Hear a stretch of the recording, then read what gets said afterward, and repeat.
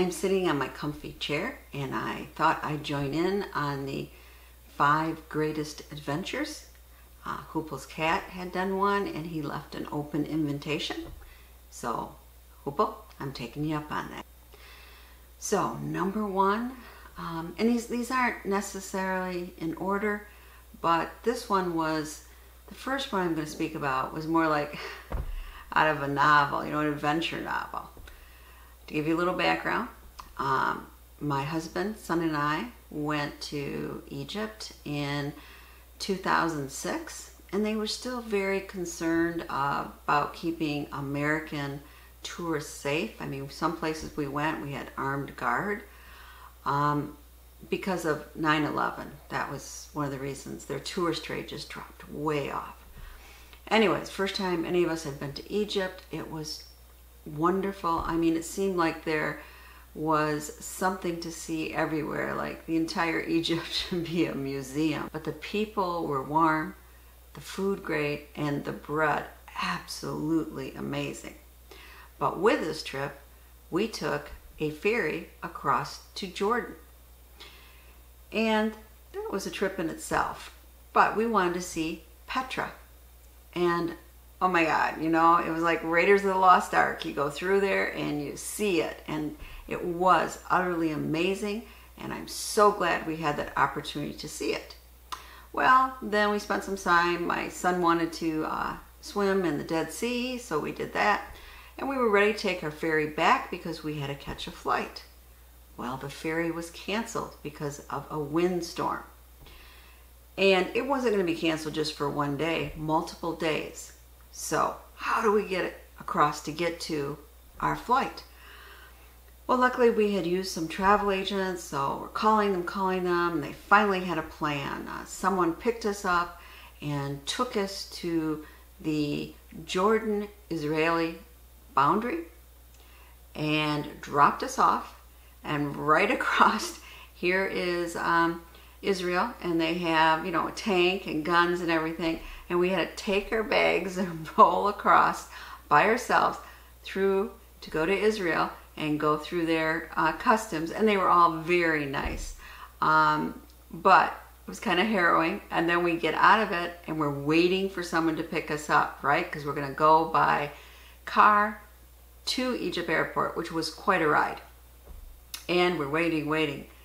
Finally, after maybe about 40 minutes, someone does show up and they're going to take us. So we start out on a ride, and that windstorm was a sandstorm also, and it became very, very bad, and they closed the roads. So then we were detoured to a very, very nice resort. But here I am, keep looking. We got to get going. You know, we're going to miss our plane. So finally, I said, is there anything we can do? I really want to get to the airport. And the driver said, well, if you know, sign a disclaimer that I'm not responsible, or my company, if something happens, I will risk it. So that's what we did. So in the dead of night, we were rushing through these roads, and it looked like, you know, I'm from Michigan, it looked like a snowstorm, except it's sand everywhere, and it could block areas. And I mean, it was an amazing trip. I had never been through a sandstorm before, and to be honest, I never want to go through another one again. But anyway, we made it to the airport just in time, got on our flights, and got back to the States. But who thought we would encounter an epic sandstorm? Adventure number 2 happened during spring break 2008 when I went to Peru with my son. And yes, you really shouldn't put boa constrictors around your deck, but great picture, huh? Anyway, we flew into Lima and had 2 hours, and we had to get on another flight and fly to Iquitos. I might be pronouncing that wrong. And then we had a 2-hour ride to Nautis. And from there, we met up with our crew, which we had a very rugged riverboat. I mean, not like big riverboat, just a very small, something the villagers would use. And so we had a captain, I guess you'd speak, and a cook. And we went down the Amazon for a 5-day trip. Okay, this was amazing. The first night we stayed in a village with people, and there we picked up a local guide. And then we continued down the Amazon, and we spent our night camping at the side. And I mean, there's no one else around. We have not seen any other boats this entire time. And it was a bit rainy because, you know what, that's the rainforest. At the middle of the night when I had to use the restroom coming out of the tent, it was like, oh God, oh God. I mean, I saw frogs the size of dinner plates, and there was little crocodiles on the shore, and who knows what other snakes or spiders were there. But we had an absolute amazing time. We went down a little tributary and we got to see pink dolphins, a whole family of them playing around. And you know, that's something pretty rare to see. And then they took us, or they, I should say, only our guide and my son and I, back in a little dugout canoe, and we're going way back in where there's, I know, all kinds of vegetation. You don't even know you can get your boat through, right? And then we do a little trampsing around, and we see bullet ants, which I had never seen before. And thank God it was from a distance. Nobody got stung. But as I'm thinking about, here we are in the middle of the jungle. The only person that knows how to get out of here is our guide. If something happened to him, we would be up the creek. It's not like you have a GPS. It's not like you have a cell phone. And it's not like anybody would be missing us for another maybe 8 days, because we were spending 5 days other places in Peru. So that really makes you think of, what if SHTF happened while you're on vacation? Well, when my oldest son was in high school, we originally planned a trip where my husband was going to be over in Malaysia, mainland Malaysia, so we were going to meet him. So I did all this kind of research in the country and everything. I got very, very excited about the trip. And then my husband's business trip got canceled. And I thought, I want to go. This sounds like exciting to see. So I decided to take my own adventure. And this was really the only vacation at the time I had taken by myself other than business vacations. And I had not been out of the country except to Canada. So planned this mega trip to Malaysia, and I decided, you know what, I want to go to the Borneo part of Malaysia, and that's where all the excitement seems to be. So my oldest son, who was in high school at the time, we took an extended spring break and we went to Borneo, and it was the trip of a lifetime. Again, people were so nice, and we saw things I never thought I'd see. And I mean, the big pitcher plants, you know, which can even eat a rat, you know, and just beautiful scenery. We went to an area where they hatched the little turtles, sea turtles, let them go, and we got to get up and see turtles actually laying eggs, and there were some eggs ready, and we got to release turtles to the sea, and that was wonderful. And that was a little bit of a risk when we went there, because they were having problems with pirates at the time. And then we went to an area by the Mulu Caves, and it was very nice, and we stayed at a very nice resort. But it was, again, I got tired of resort food, so I gave a little money to somebody, and they took us to a outside bar right near the caves, and you know, it was wonderful. It's where a lot of locals went. They served the special wine that's kind of made out of spit, I think. Wasn't quite sure. I had beer.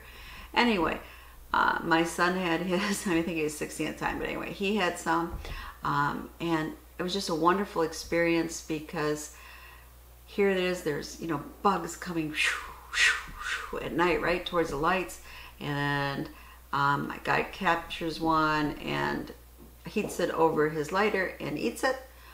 So my son had to try that. Of course, that was after he had the wine. Again, he said he'd never do it again. But we just had, you know, marvelous little experiences along the way. Now, we took a 21-passenger twin-engine plane to Barrio, which is kind of more up mountain areas. And we stayed at a guest lodge, a person's home. You know, it had an upstairs, and we had sleeping quarters on, you know, your mattress was on the floor, and our meals were included. And very, very nice hosts. But anyway, we were right near the Headhunters Trail. And earlier that year, in Indonesia, not that far away, there had been an uprising and beheading of various people. So all my relatives said, oh, no, don't go there. But again, this was the trip of a lifetime. We trekked for hours in the jungle, and let me tell you, that is harder than it looks. Because it's not so much you see what's ahead of you, because you're always looking down where you're stepping. You don't want to slip. Things can be very muddy. And then also in some mud, we actually used, I had gotten used boots, military boots, and you know, we laced them all the way up. So we didn't lose our boots, but somebody else that was with us lost their tennis shoe, and it was a heck of a time trying to get it back out of the gunk. But you spent all your time looking down, making sure your feet go the right place, especially as you started to get tired, because you did not want to slip in that area. And then we went across, well, villagers had kind of made a bridge across different waterways, you know, those rope bridges, and some of them did not look too sturdy. So that was an adventure in itself. But again, we met marvelous people. We had an absolute wonderful time. I someday want to go back. I would like to share some of this experience with my husband and my grandkids, because everybody, all the people we met were so nice. And it was so interesting to see what we were seeing. So Borneo was my third adventure. Adventure number 4.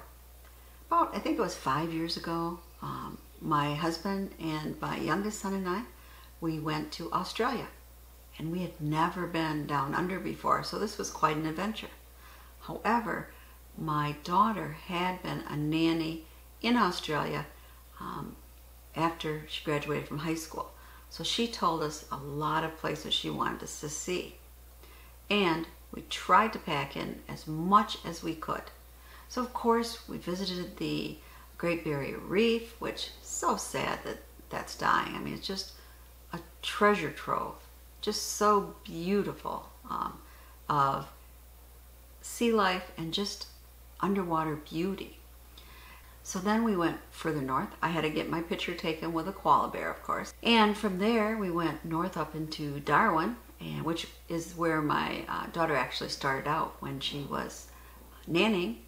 And we saw the jungle area, saw the, you know, went into those huge saltwater crocs, which, oh my God, I mean, these things are just massive. And we got to see a little of the jungle birds and that was nice. Then we went down and we went to, well, same place Hooples went. I'll show you a picture here.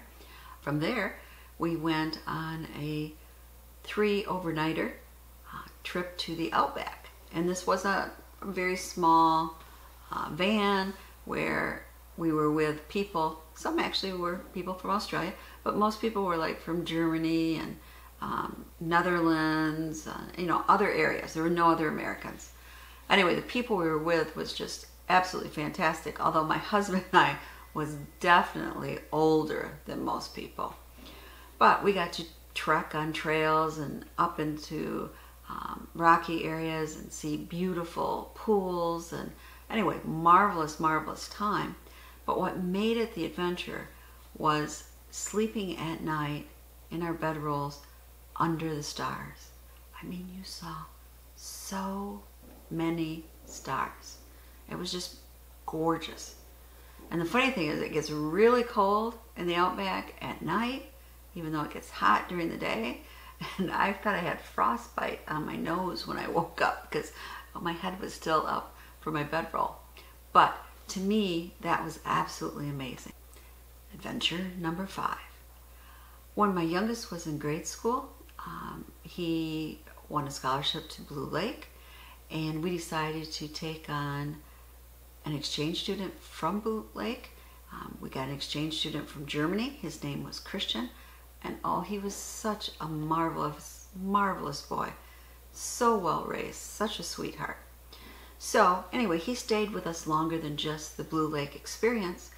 And, we had showed him a bit of Michigan, but, I thought this is his only time he's ever been to the States. I would like to show him our favorite place in the United States. And so we drove into Chicago and flew into Jackson Hole, and my daughter flew in from Louisville to meet us in Jackson Hole, and we rented a car and we took him through Yellowstone.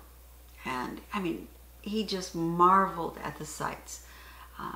Loved the geysers and the paint pots and all the nature and the black bears, everything.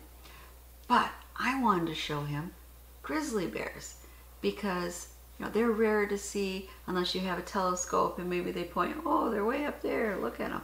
But I really wanted him to see grizzly bears. So I kept bugging the rangers, have you seen any grizzly bears, any activity? And they would tell me where some have been reported. So I decided I'm going to really make this last ditch try. So I got the kids up at 4 a.m.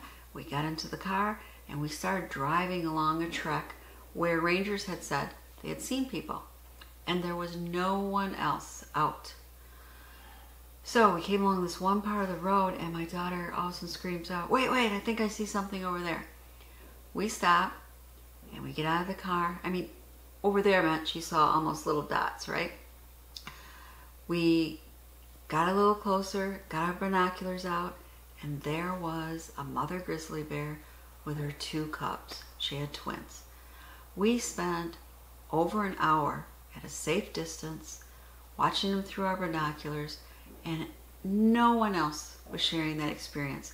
It was so early in the morning, it was a bit cold, you could see your breath a little bit, but it was just marvelous. So we were so happy that we gave Christian and ourselves an experience of a lifetime. So there were my 5 adventures. Love to hear from you. Please feel free to make a video and join in. Or post down below if you don't want to make a video. As always, thank you so much for watching my videos and participating. Please subscribe and share the knowledge, and thumbs up if you like this video.